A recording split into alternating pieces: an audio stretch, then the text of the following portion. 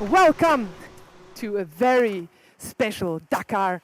No, not only Dakar Inside, Classic Inside. We have a look on 70 years of history of the Unimog, the Universal Motorgerät in German. And we do that in the Unimog Museum.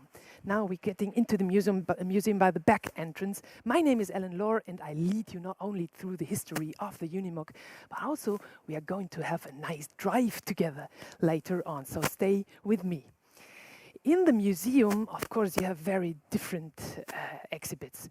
It's just a small exhibition, but it's a lot to do for everybody, for children, having some fun outside, inside, and for all the adults and interested and fans of the Unimog. They have very different exhibitions here, changing every year, and also there is a lot to do yourself. You can drive nearly all the models from the past and from now, from the present, and also you can co-drive them, of course, if you don't want to drive yourself. But let's start our 70 years inside Unimog story with the #1 model. This is it. Well, actually, it's the number 6, which was ever built in 1946. 1946, right after the war, there were some engineers thinking of what can we do to earn something for living and what can we do to help everybody? What does everybody need in those tough times? And then they constructed the Unimog. This tractor here, the little grey Ferguson, that was the state-of-the-art tractor model at that time. But the Unimog, already the model #1, was so much better.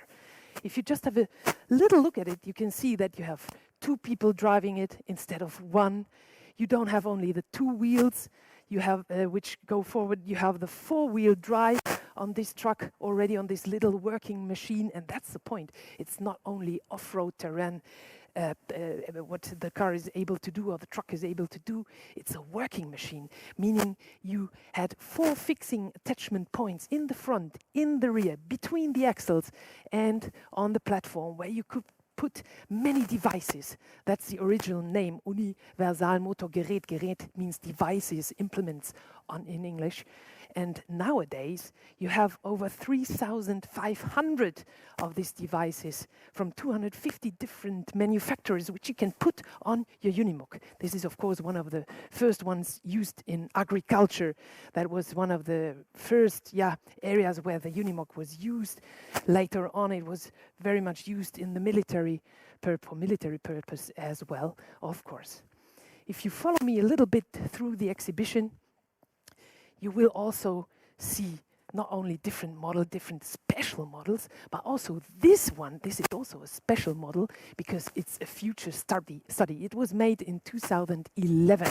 And if you ask me, I don't think we will see that really on the road. But nevertheless, it does have some nice features. First of all, it's huge. It's big tires and, well, very futuristic.